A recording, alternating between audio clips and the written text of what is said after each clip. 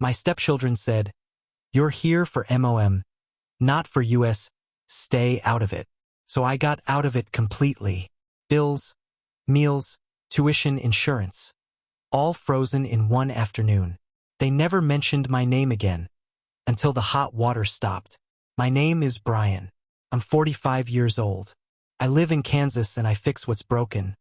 Heating units, ventilation systems, leaking ducts, all of it. I've crawled through more attics than memories. Most days I come home with my clothes wet from sweat and my knees aching like old wood. It's not glamorous, but it's steady. I provide. That's what I've always done. 6 years ago, I married Carol. She had 2 teenagers from her first marriage, Jacob and Ellie. When we met, she said they'd come around eventually, that they just needed time. I believed her. I believed a lot of things back then. Jacob was 17. Cold even then. I was like shut doors. Ellie was 15. Quick with sarcasm. Faster with silence. Their dad, Trevor, was a shadow. He'd float in once or twice a year like some half-remembered dream. No discipline, no responsibility. Just fast food, video game gift cards, and that damn camera always snapping selfies to prove he'd been there. Show up with grease-stained pizza boxes, pretend to parent for 2 hours, and vanish before the crusts hardened. I was the one who stayed, the one who paid, and I never once asked them to call me Dad. I never expected them to hug me or thank me. I didn't marry Carol to replace anyone. I just did the work, all the invisible labor nobody ever applauds. I drove Ellie to dental cleanings when Carol forgot. I stayed up until midnight tutoring Jacob in geometry because he was too proud to ask for help. I paid for field trips, gas, new phones when they accidentally cracked the screens. Carol always said, "Just be patient. They'll see what you do."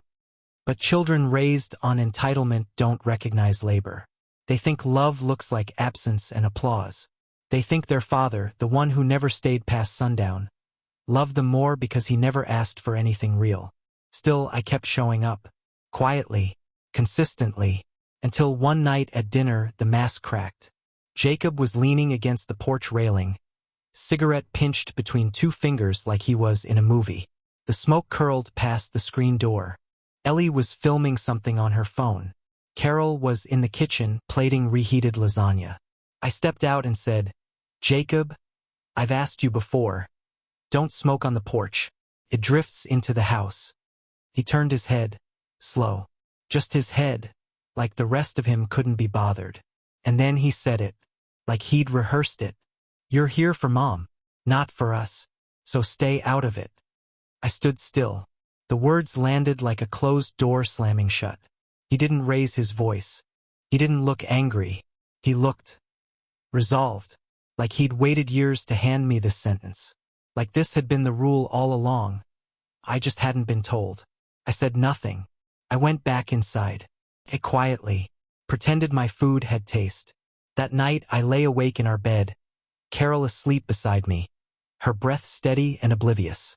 I stared at the ceiling fan, listening to it click with every turn, and something in me began to loosen, like the last screw in a rusted joint.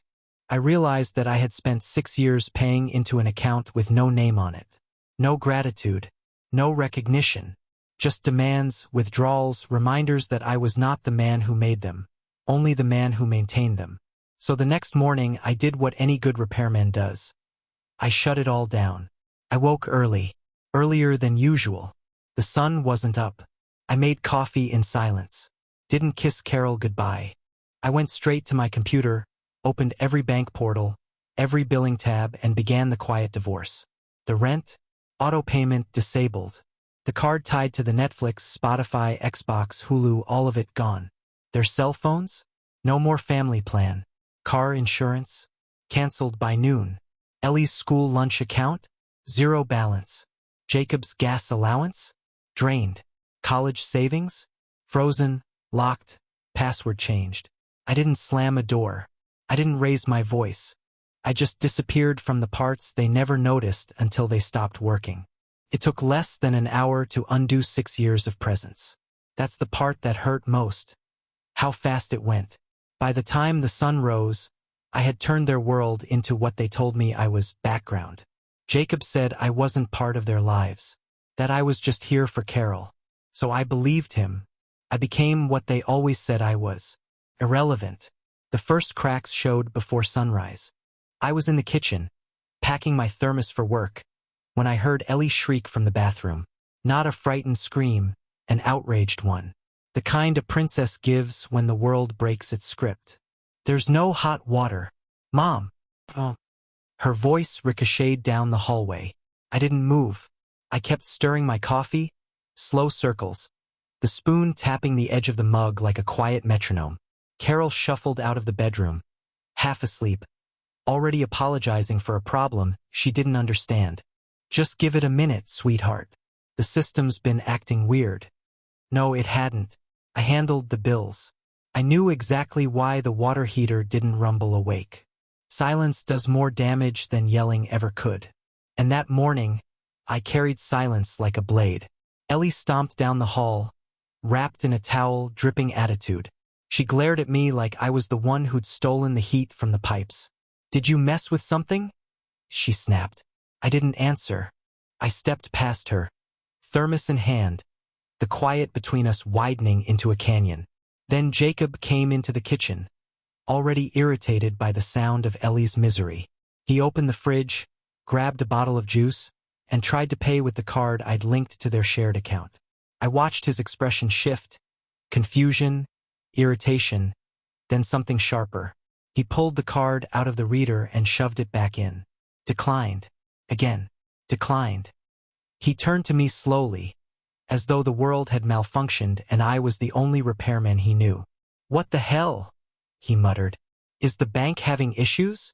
No, I said, the first word I'd spoken that morning. It's not the bank. Something flickered across his face. Not recognition. Not yet. Just discomfort. The sense that the universe had shifted half an inch without warning. Carol came down the stairs, hair tied up, face still soft with sleep. She looked from Ellie to Jacob to me, sensing the tension in the air. Brian? Did something happen with the accounts? I sipped my coffee. They asked me to stay out of things. So I did. For a moment, none of them spoke. The sentence slid into the room, heavy and cold, settling over us like dust. Jacob blinked. Wait, what? But I was already moving toward the door. The real fallout didn't come until later, after school, after work, after the illusion of routine shattered like glass. When I came home that afternoon, the living room lights were on and the atmosphere had the charged, metallic taste of a storm forming. Jacob sat on the couch, elbows on his knees, phone glowing in his hands. Ellie paced like a caged animal. Carol stood near the doorway, arms crossed tightly, eyes tracking me the moment I stepped inside. It was Jacob who spoke first. My gas card didn't work today. I shrugged out of my coat. I'm not your father, remember? Asked Trevor. His jaw tightened. He wasn't used to being told where to take his needs. He had grown accustomed to quiet service. Dinners on the table, bills paid, problems solved before he noticed they existed. Ellie cut in next. My lunch account is empty. Empty. I had to call Mom from school like some charity case. Then stop relying on me, I said. Wasn't that the rule? Carol's voice cracked as she tried to wedge herself between us. Brian, come on. They're just kids. They were upset that night. Everyone said things they didn't mean. I looked at her then, fully, deliberately, and read the truth in her eyes. She feared the bill they were about to pay. Not the financial one, the moral one. This isn't about one night, I said. It's about 6 years of being needed but never respected. 6 years of being the man who pays but never the man who belongs. Jacob scoffed. Dude, you're overreacting. I didn't mean it like that. He said it with the careless confidence of someone who has always been forgiven by default. I stepped closer, letting the weight of my words land on him harder than any lecture. You meant every syllable, Jacob. You said it calmly. You said it like a truth you'd been holding in your pocket for years. He didn't deny it.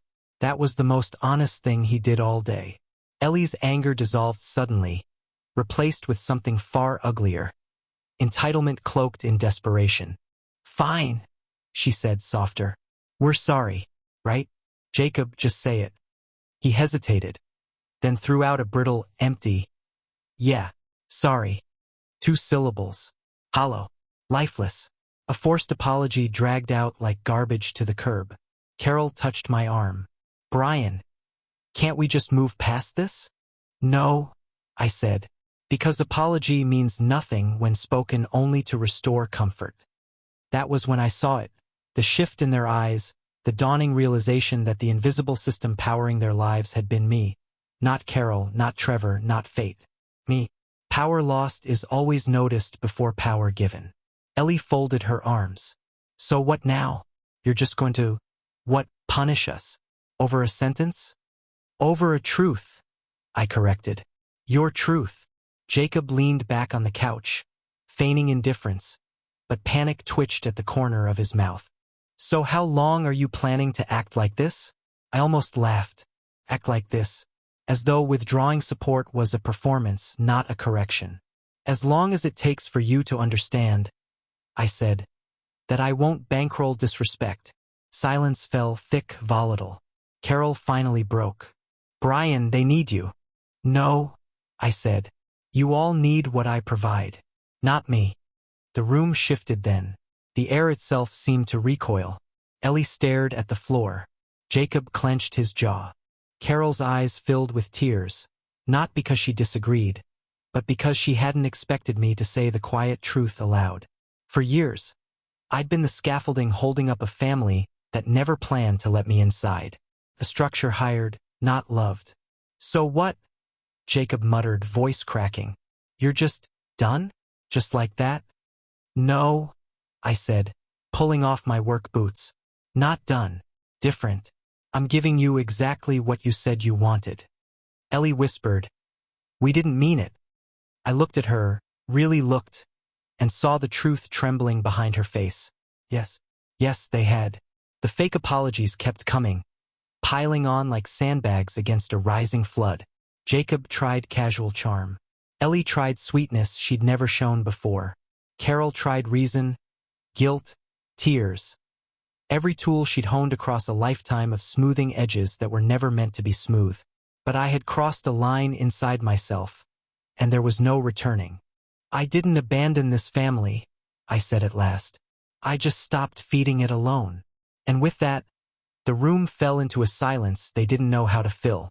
It didn't take long for the silence to turn into strategy. They tried avoidance first, gave me the cold shoulder, like a punishment, as if my absence could hurt more than their neglect already had. Jacob barely looked at me. Ellie floated through the house like a ghost with headphones, never quite landing anywhere I was. Carol walked carefully, the way people walk across cracked ice, as if one wrong word might break the last thread still connecting us. But cold doesn't scare a man who's spent his whole life in attics and basements. I've worked through wind that cuts skin, crawled under trailers in sleet. Their silence wasn't cold. It was cowardice. By the end of the week, the cracks widened. Ellie's voice rose first. Something about her school trip to Chicago, a band competition or drama, or whatever phase she was in that semester. She held up the letter from the school with a red, declined for non-payment, stamped across the bottom. Her voice shook with confusion, then fury.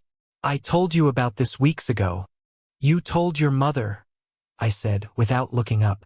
I stayed out of it, like you asked. Jacob followed soon after. Couldn't fill his gas tank. His debit card had been cut off. He tried to claim it was a bank glitch. Tried to reset the password to the linked account and found that the security questions had changed. They were mine now. All of them. He knocked once on my door. Didn't wait for an answer. Just walked in and threw the card on my dresser. What are you doing, man? Seriously? I looked at him the way you look at someone else's kid throwing a tantrum in a supermarket. Pity, mostly. Enforcing the rules you laid down. You think you're proving something? You're just being a dick. I didn't respond. Silence again.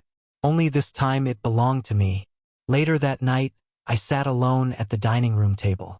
Everyone else had vanished into their corners. Ellie sulking, Jacob seething, Carol pacing upstairs. I laid out a sheet of paper in front of me. Not a spreadsheet. Not a printed report. Just a blank sheet and a pen. And I started writing. 6 years of rent. $1,200 per month x 12 times 6 is equal to $86,400. 4 years of car insurance. $180 per month x 12 times 4 is equal to $8,640. 3 years of college deposits. $2,000 per semester x 2 times 3 is equal to $12,000. Phones, food, braces, birthday parties, tutors, band instruments, emergency room visits, late-night rides, forgotten lunch money, prom tuxes, new shoes, streaming subscriptions, and the 1,000 tiny expenses that keep a house from unraveling. No total, no grand sum, just a weight, an inventory of presents, a record of the invisible man they relied on. The next evening, Carol finally broke the ritual of avoidance. She came out onto the porch while I was sitting with a beer, watching dusk fold over the backyard. Her face was softer than it had been in days. Not tearful, not yet, but calculated. "Can we talk?" I didn't answer. I just stared straight ahead. She sat down beside me. "They're struggling, Brian. They're learning," I said. She sighed. That sigh that women have practiced for centuries. Half burden, half blame. "This is your house. Your family. Don't punish us all over one bad evening." I turned slowly toward her. One evening, her eyes dropped, but she didn't apologize. She didn't correct herself. She knew what she'd said, and more importantly, what she hadn't. It's just, they're kids. They say things they don't mean. "No," I said. "They say things they've always meant. They just finally felt safe enough to say it out loud." Her jaw clenched. "So what? You're just going to abandon them?" I didn't abandon anyone. I stopped sponsoring a lie. I handed her the paper, my handwritten list. She took it, skimmed the top few lines, and then folded it up too quickly, like it burned her fingers. "Brian, I gave this family 6 years," I said. "I gave them everything except my name, and now I see that even that would have been too much." "You're being cold." "No, I'm being clear." There was a long silence then. She didn't leave. She didn't reach for my hand either. Just sat beside me in the half-light, the gulf between us wider than any driveway or bank account could cross. The days that followed were filled with small desperation. The kind that doesn't scream, it scratches. Ellie started asking sweetly for rides. Jacob began picking up his dishes, offering offhand comments about work or school, trying to build a bridge without saying the words sorry. Carol baked more. That was her apology, casseroles and muffins. Sweetness instead of truth. But I didn't bite, because I'd learned something in those quiet days. When you stop giving, you start hearing. I overheard Ellie on the phone with a friend. "I don't know. It's like he's punishing us or something. But if Brian was still paying, this wouldn't be happening." There it was. Not Dad. Not even stepdad. Just Brian. A wallet. A missing convenience. The ATM with a heartbeat. The way she said it. Not angry, not sad, just inconvenienced. Drove the knife deeper than any fight ever could. Later that week, Carol confronted me again. This time not with muffins. With tears. She stood in the laundry room while I folded my work shirts. "Are you really going to throw away everything we built?" I turned slowly. "What did we build, Carol? I brought wood and nails and time and sweat. But did anyone else bring anything? Or was I just the builder you all hired and forgot to thank?" She didn't speak, so I kept going. Respect is the rent for love, and it's been unpaid for years. That night, I slept on the couch. Not because I was angry, because the bed no longer felt like mine. They kept trying. Soft touches, half-meant compliments, carefully chosen words. But it was all surface. They didn't want me back. They wanted the benefits back. One morning, I found the house unusually quiet. Ellie gone. Jacob sleeping late. Carol already at work. I opened the fridge and saw a post-it note on the milk. "Bought this with my own money." Smiley face. Ellie's handwriting. A child's declaration of independence. I laughed. Not because it was funny, but because it was the first honest thing anyone had said in weeks.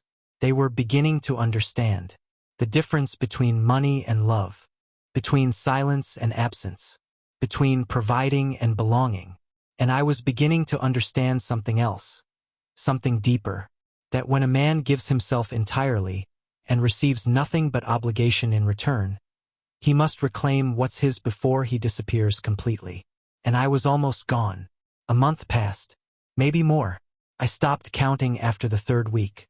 The house settled into its own version of survival. Carol went to work earlier. Ellie made microwave dinners and left the dishes for someone else. Jacob played his music louder, as if volume could replace power. They whispered more than they spoke. Whispered in corners, through closed doors, over text threads I'd never be invited into. And I let them. I didn't fight. I didn't question. I didn't offer. I just watched. Like a man standing outside a house he used to own, watching strangers repaint the walls. They never said my name again. Not in complaint. Not in thanks. Not even in passing. They started using someone in place of me. Someone needs to fix the Wi-Fi. Someone should probably take the trash out. Someone needs to go to the store. And when nothing happened, they just waited longer. As if the ghost of who I was might return and fill in the blanks. But I didn't return. I was still there, physically, but the part of me that had cared, that had carried, that had cooked, cleaned, filled the tank, paid the bill, showed up on short notice, stayed up late solving other people's problems, that part was gone. The house adjusted. Carol stopped making 3 plates for dinner. She made 2, then offered me leftovers like I was a tenant. Jacob stopped asking, just took the car and drove it into the ground. The low fuel light stayed on like a prayer no one believed in anymore. Ellie stopped talking altogether unless it was to complain. And still I stayed quiet, until the hot water stopped again. It was a Tuesday morning, cold outside, the kind of Kansas morning that scrapes your bones. I was already dressed, thermos in hand, work boots on, walking past the bathroom door when Ellie screamed. A single word, Brian. She hadn't said my name in weeks. Not once. Not when she ran out of cash. Not when the Netflix stopped working. Not when her laptop charger snapped and she had to share her mom's. But that morning, with the water freezing her spine, she remembered I existed. Brian. I stopped, just outside the door. What? There's no hot water again. I know. What do you mean, you know? I turned off the utilities account last night. I took my name off the bill. Silence. Then a towel slam. Then stomping feet down the hallway. Carol came rushing out of the bedroom a moment later, half-dressed, eyes already wide with panic. What do you mean you turned it off? Are you serious? I nodded once, calm, unapologetic. I've been covering that bill alone for 6 years. This month I stopped. She blinked. You could have at least warned us. I reached into my pocket and pulled out my phone, scrolled until I found the screenshot I saved. A photo of Jacob from that night on the porch. His face half lit by the porch light, cigarette in hand, eyes cold. And his words, typed in bold letters beneath. You're here for Mom, not for us, so stay out of it. I handed her the phone. Let her read it. When she was done, she didn't hand it back. Just lowered it slowly, eyes wet now, but not from steam. I thought you were bigger than that, she whispered. No, I said. You thought I was smaller. Small enough to ignore. Small enough to use. Small enough to keep paying while pretending I didn't exist. Jacob came out of his room 10 minutes later, shirtless and yawning, walking into the kitchen like nothing had changed. He opened the fridge, reached for juice, realized it was empty. Can we get groceries soon? He asked. Not to me, just out loud to the air. I didn't answer. Carol didn't either. There was no we anymore. There was them. And then there was me. That afternoon I packed a duffel bag. 3 days worth of clothes. My tools. My laptop. Nothing else. I didn't slam drawers. Didn't leave a note. I walked into the kitchen where Carol sat paying bills or pretending to. She looked up. Her face was tired now. lined in ways that hadn't been there last year. Or maybe I had just stopped pretending not to see them. "You're leaving?" she asked. "For now." "Where are you going?" "Just across town. Motel for now. Maybe a short-term lease." "You're just giving up?" "No," I said. "I'm finally stepping back far enough to see clearly." She stood up, moved toward me like she might reach out, but her hands stayed at her sides. "What do I tell them?" "Tell them the truth. That I stayed until I stopped being seen. And then I stopped staying." Jacob came home later that night to a dark kitchen. The overhead bulb had burned out, no one replaced it. He asked Carol where I was. She didn't answer. Ellie asked if she could use the car the next day. Carol said no. They both sat on the couch in silence for an hour. I wasn't there, but I imagine it. I know how that house sounds without me. Quiet, but not peaceful. Empty, but still cluttered. And cold. I moved into a one-bedroom unit on the south end. Cheap rent. No decorations. A mattress on the floor, a coffee maker, a folding chair. But the water was hot. The lights worked. The walls didn't echo with ungrateful voices. The first night, I stood in the shower for 20 straight minutes. Let the heat burn my shoulders. Let the steam erase the last 6 years from my skin. I watched it run off my arms and down the drain and told myself, this is mine. This piece is mine. I didn't miss the noise, or the size, or the invisible leash of being useful but not loved. They didn't call. Not that week. Not the next. I got one text from Carol. "We need to talk." I left it unread. Because family without respect isn't family. It's a service contract. And I never signed up to be a servant. What I did was simple. I stopped funding their contempt. I stopped making life easier for people who made mine harder. Some might call it petty. I call it clean. Because when the water runs cold and the fridge stays empty and the lights don't come on, maybe, just maybe, they'll remember the man who kept it all running. Not because he had to, but because he thought he mattered. I thought I mattered. And now, finally, I'm done wondering. So here's my question to you, whoever you are. If you were told, you're not one of us, if they made it clear you were nothing but the man behind the curtain, would you have stayed? Would you still keep feeding people who only look up when their plates are empty? Would you fix the heater, restock the fridge, refill the gas tank, and stay silent? Or would you do what I did? Would you walk away? Because if the only time they remember your name is when the water turns cold, maybe they never saw you as anything but the utility bill in a pair of boots. And once you see it that clearly, the silence that follows, that's not cruelty. That's freedom.